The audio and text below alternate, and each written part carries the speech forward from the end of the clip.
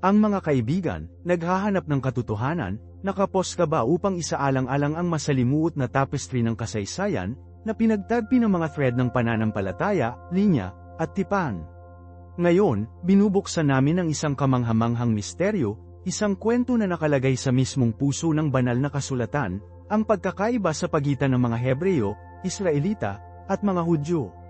Ang mga ito ay hindi lamang mga label, sila ay mga susi na maunawaan ang walang katapusang pangako ng Diyos, isang pangako na sumasalamin sa pamamagitan ng milenya at natagpuan ang pangwakas na katuparan nito sa tao ni Hesukristo.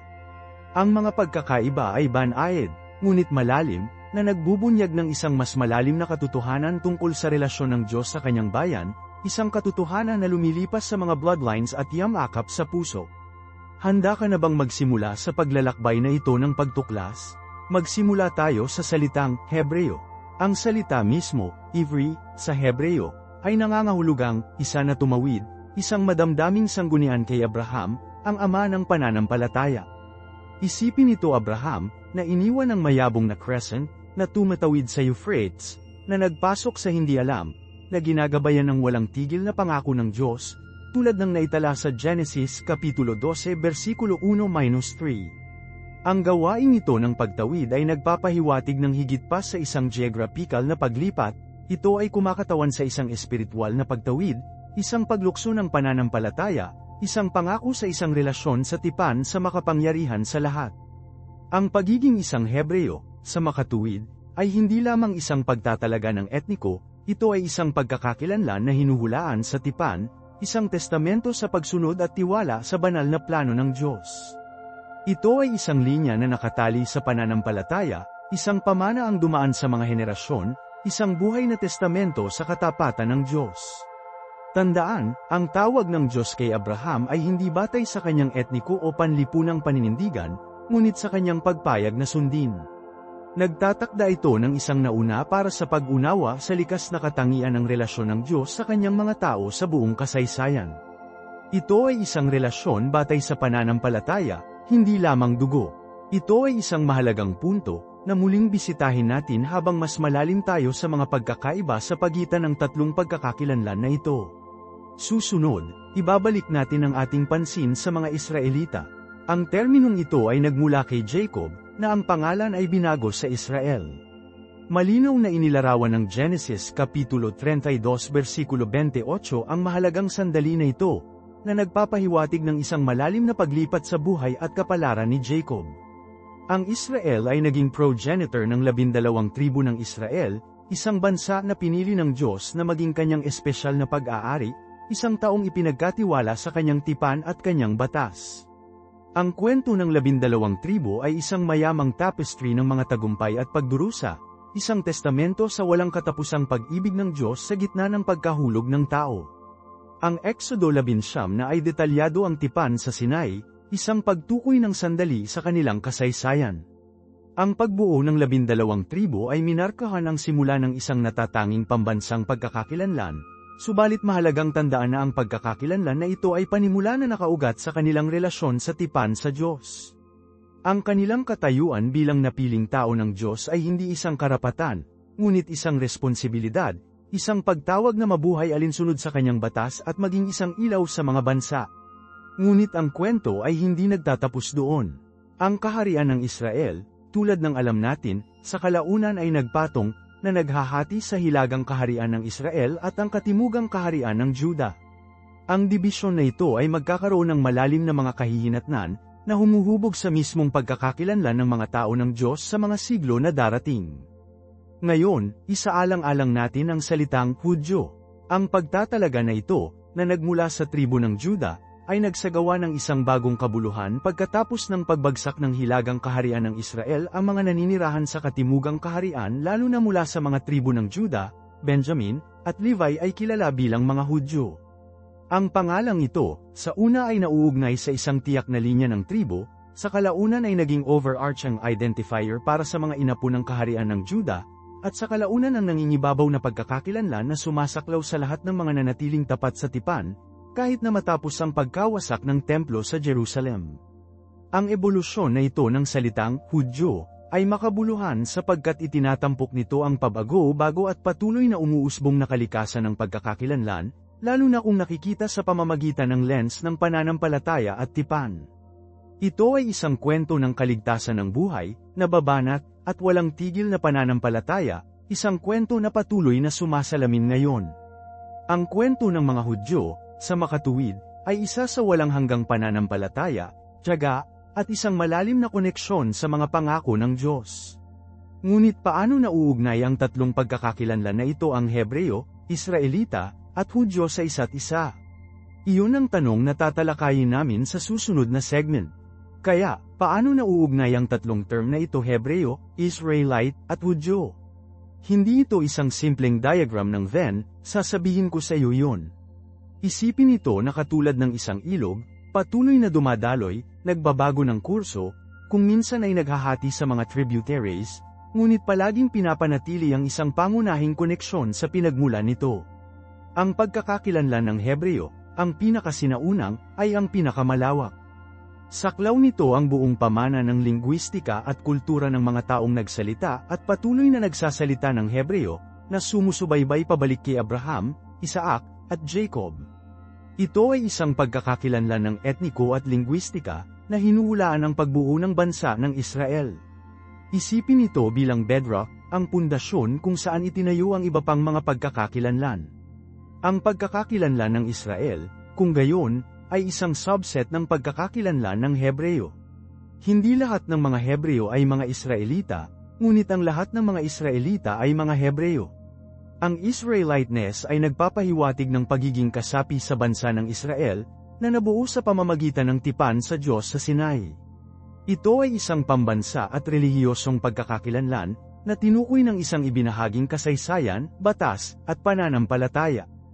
Ang pagkakakilanlan na ito ay intrinsically na nakalink sa lupain ng Canaan, sa templo sa Jerusalem, at sa mga tiyak na istrukturang pampulitika at panlipunan na itinatag sa buong kanilang kasaysayan. Ang paghahati ng kaharian, tulad ng nabanggit ko kanina, komplikado ang pagkakakilanlan na ito, na humahantong sa dalawang natatanging populasyon ng Israel ang mga nasa hilagang kaharian at sa mga nasa timog. Ang karanasan ng parehong mga kaharian, ang kani-kanilang mga tagumpay at pagkabigo, ay higit na humuhubog sa ebolusyon ng pagkakakilanlan na ito. Ang salitang Hudyo, tulad ng aming ginalugad, lumitaw mamaya, na nagmula sa tribo ng Juda at naging pangunahing tagakilala pagkatapos ng pagkawasak ng hilagang kaharian. Mahalagang maunawaan na ang term na ito ay hindi lamang pinalitan ang Israelita, sa halip, umusbong ito mula rito. Saklaw nito ang isang pagkakakilanlan sa relihiyon at kultura, na binibigyang diin ang katapatan sa tipan at pagsunod sa batas at tradisyon ng mga Hudyo. Ang pagkawasak ng unang templo at kalaunan, ang ikalawang templo, ay malalim na naapektuhan ang pagkakakilanlan ng mga Hudyo, na pinilit ang muling pagsusuri at muling pagkilala sa kanilang kaugnayan sa Diyos at kanilang lupain. Ang diaspora, ang pagpapakalat ng mga taong Hudyo sa buong mundo, ay higit na humuhubog sa pagkakakilanlan na ito, na lumilikha ng magkakaibang pagpapahayag ng Hudaismo sa iba't ibang kultura at konteksto. Gayunpaman, sa kabila ng mga pagkakaiba-iba ng heograpiya at kultura, isang pangunahing thread ng ibinahaging kasaysayan, pananampalataya, at tradisyon ay gaganapin ang pagkakakilanlan ng mga Hudyo sa buong millennia. Ito ay isang testamento sa pagiging matatag ng mga Hudyo at ang walang hanggang kapangyarihan ng kanilang tipan. Ang ebolusyon na ito, ang patuloy na pagbagay at muling pagsasaalang-alang ng pagkakakilanlan sa harap ng kahirapan, ay ginagawang pag-unawa sa ugnayan sa pagitan ng tatlong term na ito na kamanghamanghang at sobrang komplikado. Ito ay isang buhay na kasaysayan, isang kwento na patuloy na magbubukas sa harap ng aming mga mata, at ito ay nagdadala sa amin sa isang napakahalagang aspeto, ang mga nuances sa loob ng bawat pagkakakilanlan, ang mga nuances sa loob ng bawat pagkakakilanlan. Mas malalim tayo sa pagiging komplikado.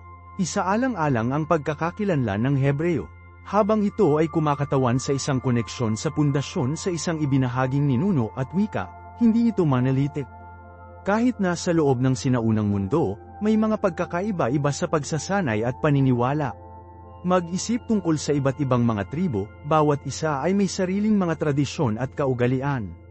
Ang pag-unlad ng kaharian ng Israel mismo ay nagdulot ng isang tiyak na antas ng pamantayan, ngunit ang mga pagkakaiba sa rehiyon ay nagpatuloy. At syempre, ang paglao ng pag-unlad ng iba't ibang mga denominasyon ng mga Hudyo Orthodox, Konserbatibo, Reforma, Reconstructionist, at iba pa ay nagpapakita ng mayamang pagkakaiba-iba sa loob ng mas malawak na pagkakakilanlan ng Hebreo. Hindi ito isang static na konsepto, ito ay isang pabago-bago, umuusbong at umaangkop sa paglipas ng panahon. Ang pagkakakilanlan ng Israel, ay katulad din, ay hindi pantay. Ang mga kaharian sa Hilaga at Timog, tulad ng tinalakay natin, ay may natatanging mga sistemang pampulitika, kasanayan sa relihiyon, at mga ekspresyon sa kultura. Ang mga pagkakaiba sa pagitan nila ay hindi lamang heograpiya, malalim silang nasusuka sa kani-kanilang mga kasaysayan at karanasan. Ang Northern Kingdom, na may higit na syncretic na mga kasanayan sa relihiyon, ay naiiba ng malaki mula sa mas mahigpit na monotheistic Timog. Kahit na matapos ang pagkawasak ng Hilagang Kaharian, ang memorya at impluwensya ng kultura nito ay nagpatuloy, na nag-aambag sa pagiging komplikado ng pagkakakilanlan ng mga Hudyo. Isaalang-alang ang epekto ng mga propeta, na madalas na hinamon ang umiiral na mga kaugalian at kasanayan sa loob ng parehong mga kaharian, na nagtatampok ng mga panloob na pakikibaka at debate na humuhubog sa pagkakakilanlan ng Israel. Ngayon, tingnan natin ang pagkakakilanlan ng mga Hudyo. Ang termino mismo, tulad ng itinatag namin, ay nagbago mula sa isang pagtatalaga ng tribo hanggang sa isang mas malawak na relihiyoso at kultura. Ngunit kahit na sa loob ng pagkakakilanlan na ito, mayroong napakalawak na pagkakaiba-iba. Isipin ang malawak na spectrum ng mga karanasan sa mga Hudyo sa buong diaspora. Ang mga Sephardic na Hudyo, kasama ang kanilang mga ugat sa Espanya at sa Mediterranean, ay may ibang kakaibang pamana sa kultura kaysa sa mga Ashkenazi na Hudyo ng gitnang at silangang Europa. Ang kanilang mga kaugalian, tradisyon, at maging ang kanilang mga wika ay iba-iba. At sa loob ng mga mas malawak na grupo, nakakita ka ng karagdagang mga subdivision batay sa mga tiyak na komunidad at ang kanilang natatanging mga tilapon sa kasaysayan. Ang mga Hudyo ng Mizrahi, na nagmula sa gitnang silangan at hilagang Africa, ay muling nagdaragdag ng isa pang layer ng pagiging komplikado sa larawan. Ang bawat pangkat ay nagdadala ng sariling natatanging kasaysayan, tradisyon, at mga ekspresyon sa kultura, habang pinapanatili ang isang pangunahing koneksyon sa ibinahaging pamana ng mga Hudyo. Ang mayaman na tapestry ng mga karanasan, na hinuhubog ng mga siglo ng paglipat, pagbagay, at pagiging matatag, ay kung ano ang gumagawa ng pagkakakilanlan ng mga Hudyo na masigla at multifaceted. Ang karaniwang thread, gayunpaman, ay nananatiling pagsunod sa batas ng mga Hudyo, tradisyon, at ang walang hanggang paniniwala sa tipan sa Diyos.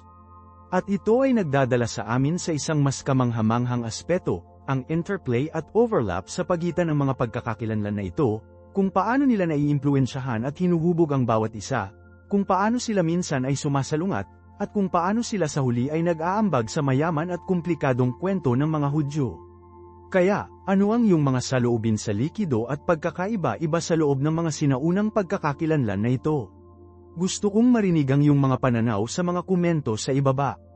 At huwag kalimutan na mag-subscribe, pindutin ang notification bell upang hindi mo makaligtaan ang aming susunod na video na ginalugad ang kamanghamanghang interplay sa pagitan ng Israelita at mga pagkakakilanlan ng mga Hudyo, kung saan mas malalim tayo sa pagiging komplikado ng kanilang ibinahaging kasaysayan.